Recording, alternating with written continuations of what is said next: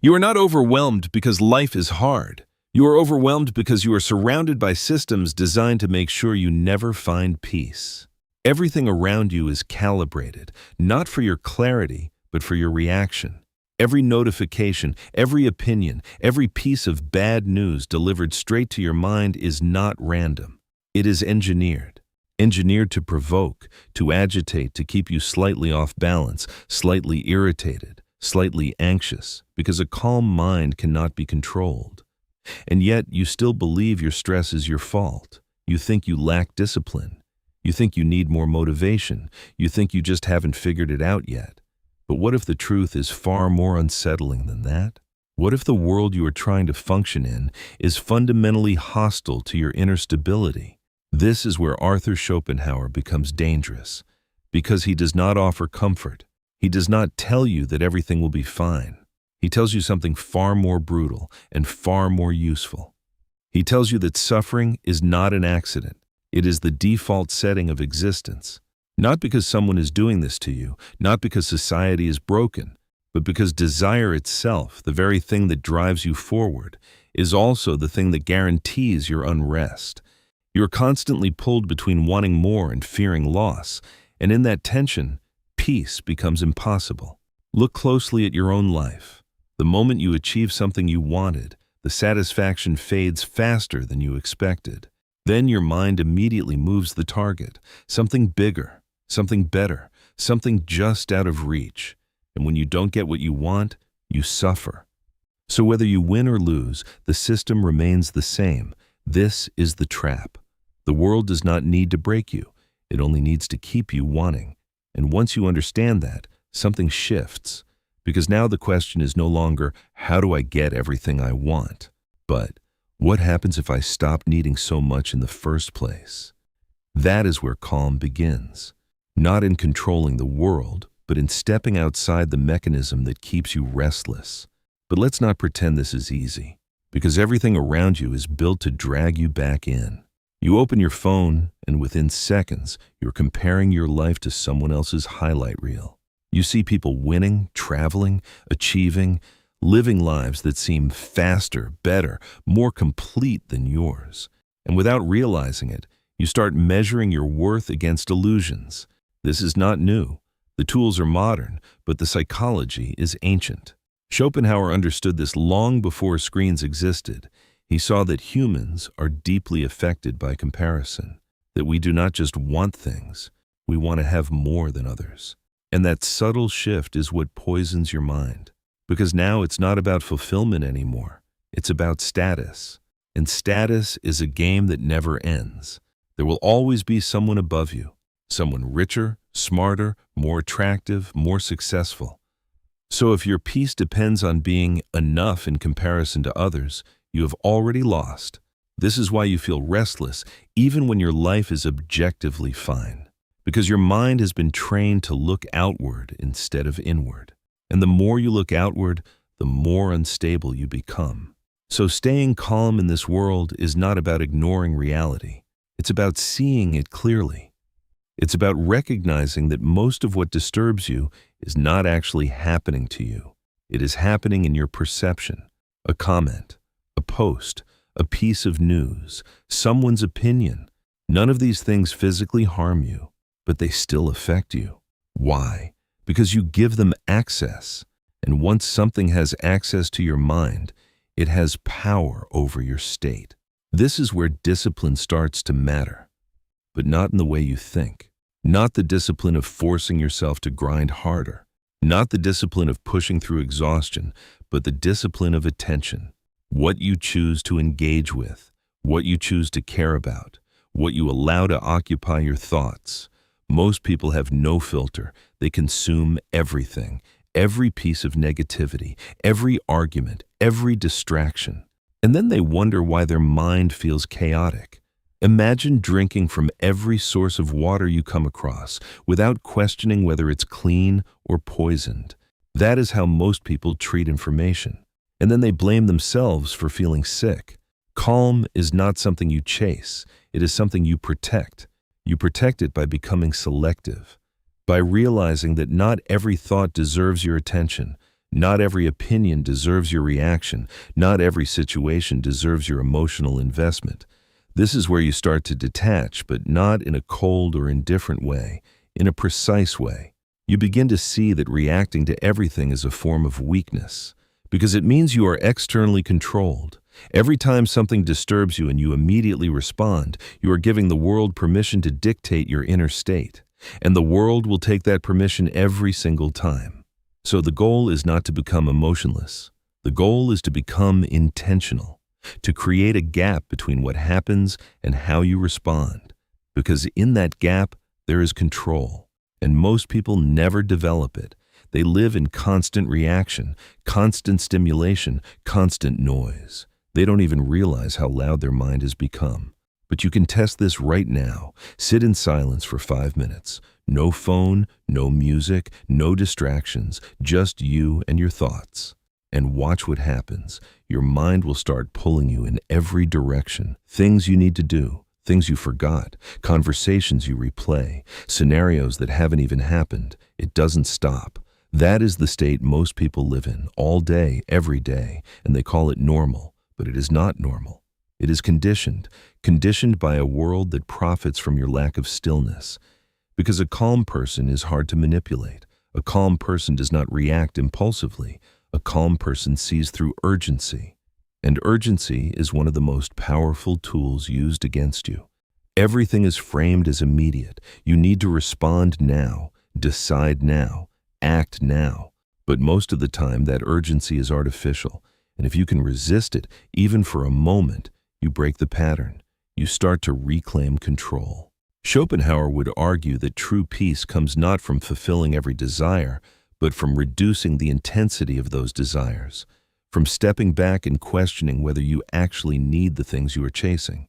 Because many of them are not yours to begin with. They were planted by culture, by environment, by constant exposure. You were taught what success looks like, what happiness should feel like, what kind of life is worth living, and you accepted it without question. But what if those definitions are the very things keeping you restless? What if the path you are on is not leading to peace, but to a more refined form of dissatisfaction? This is where things start to get uncomfortable, because now you are not just questioning the world, you are questioning yourself, your goals, your habits, your beliefs. And that level of awareness can feel isolating, because most people are not doing this. They are too busy chasing, competing, reacting. So when you slow down, when you become more deliberate, it can feel like you are falling behind. But you are not. You are stepping out of a race that was never meant to be won. And that is the beginning of calm. Not escaping the world, but no longer being consumed by it. If you're feeling the value in what we're discussing, a like is appreciated. To stay connected for more conversations like this, hit subscribe. And once you step out of that race, something strange begins to happen. At first, it feels like you've lost something. The urgency that once pushed you forward starts to fade. The constant pressure to prove yourself begins to dissolve. And without it, you might feel directionless, almost empty. Most people interpret this as a problem. They think something is wrong because the noise is gone. But that silence is not emptiness. It is space. Space that has always been there, buried under layers of distraction, expectation, and unconscious desire. And if you stay with it long enough, without rushing to fill it again, you begin to notice something deeper. You begin to notice how much of your previous life was reaction, how many of your decisions were not truly yours, but responses to pressure, fear, comparison, or the need for validation. And this is where the second layer of calm reveals itself. The first layer was external, reducing noise, limiting distractions, becoming selective with your attention. But this layer is internal. It is about understanding the machinery of your own mind. Schopenhauer described human existence as being driven by what he called the will, a blind, restless force that pushes you to want, to seek, to chase, without ever allowing full satisfaction. You don't control it as much as you think. It shows up as impulses, cravings, sudden urges, emotional reactions, and most people obey it instantly. They feel something and they act on it. They want something and they pursue it. They get bored and they escape it. They feel discomfort and they try to eliminate it immediately. But every time you obey that impulse without awareness, you strengthen it. You reinforce the pattern. And over time, you become less in control, not more. So staying calm is not just about what you do, it is about what you don't do. It is about resisting the automatic, not suppressing it, but observing it. There is a difference. Suppression creates tension. Observation creates distance. When you observe your thoughts instead of becoming them, something shifts. You start to see that not every thought is true, not every emotion is valid, not every urge deserves action. This alone can change your entire life, because now, instead of being pulled in every direction, you become grounded. You develop a kind of inner stillness that is not dependent on circumstances. And this is where most people misunderstand calmness. They think it means having a perfect life, no stress, no problems, no challenges. But that is not calmness. That is fantasy. Real calm exists in the presence of chaos. It is the ability to remain stable even when things are uncertain. And uncertainty is unavoidable. Things will go wrong. People will disappoint you. Plans will fail. You will lose things you care about. This is not pessimism. This is reality. And Schopenhauer would insist that accepting this reality is far more powerful than trying to avoid it. Because the more you expect life to be smooth, the more fragile you become when it isn't. But when you accept that difficulty is part of the structure of existence, something changes. You stop being surprised by hardship. You stop taking it personally. And that alone reduces a massive amount of unnecessary suffering. Think about how much of your stress comes not from the event itself, but from your resistance to it. This shouldn't be happening. This isn't fair. This is ruining everything. These thoughts amplify the experience. They turn discomfort into distress. But if you remove that layer, if you face situations without the added narrative, they become easier to handle. Not easy, but manageable. And this is where emotional resilience is built. Not by avoiding negative experiences, but by changing your relationship to them. You begin to see challenges as neutral, not good, not bad, just part of the process. And in doing so, you conserve energy. Energy that would have been wasted on frustration, anger, or overthinking. Now, this does not mean you become passive. It does not mean you accept everything without action. It means your actions come from clarity, not reaction. There is a difference between responding to a situation and being consumed by it. One is controlled, the other is chaotic. And the more you practice this, the stronger that gap becomes, the gap between stimulus and response. That gap is everything, because inside it, you choose who you are. Most people never realize they have that choice. They think their reactions define them. But in reality, their awareness defines them. And awareness is something you can develop, not overnight, but through consistent practice, through moments of pause, through choosing not to engage when engagement is unnecessary, through allowing emotions to rise without immediately acting on them. It sounds simple, but it is not easy, because your entire environment is pushing you in the opposite direction. It rewards impulsiveness, it rewards outrage, it rewards constant engagement. And if you are not careful, you will be pulled back into that cycle without even noticing. That is why staying calm requires vigilance, not in a paranoid way, but in a conscious way. You have to protect your mental space the same way you would protect something valuable, because it is. Your mind is the lens through which you experience everything.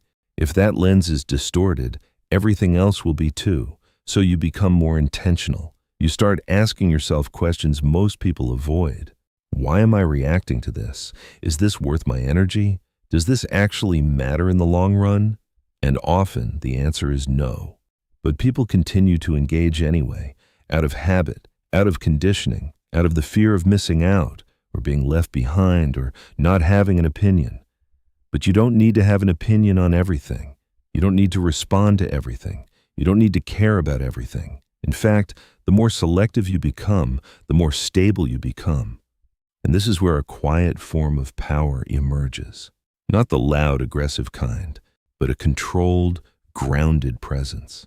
You become harder to provoke, harder to manipulate, harder to destabilize, because your state is no longer dictated by external forces. It is anchored internally, and people notice this, even if they don't understand it. There is a difference in how you carry yourself, a kind of stillness that stands out in a world of constant motion. And that stillness is not weakness, it is discipline, it is clarity. It is the result of stepping outside patterns that most people are trapped in. But this path is not comfortable, because it requires letting go of things that once defined you, certain ambitions, certain comparisons, certain attachments. And letting go always feels like loss at first. But what you gain in return is far greater. You gain control, you gain perspective, you gain the ability to move through life without being constantly shaken by it. And that is rare, because most people are not trying to be calm. They are trying to be entertained, distracted, validated, and those things will always come at the cost of stability. So you have to decide what matters more, short-term stimulation or long-term clarity, because you cannot have both at the highest level. And if you choose clarity, if you commit to this path, something profound begins to happen over time.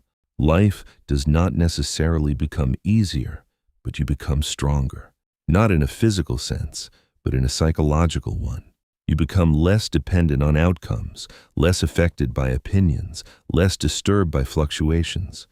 And in that state, you find a kind of peace that most people spend their entire lives chasing without ever reaching. Not because it is hidden, but because it requires a level of honesty and discipline that most are unwilling to face. So while the world continues to move faster, louder, more chaotic, you move differently. You move with intention, with awareness, with control. And that is how you stay calm in a world built to break you.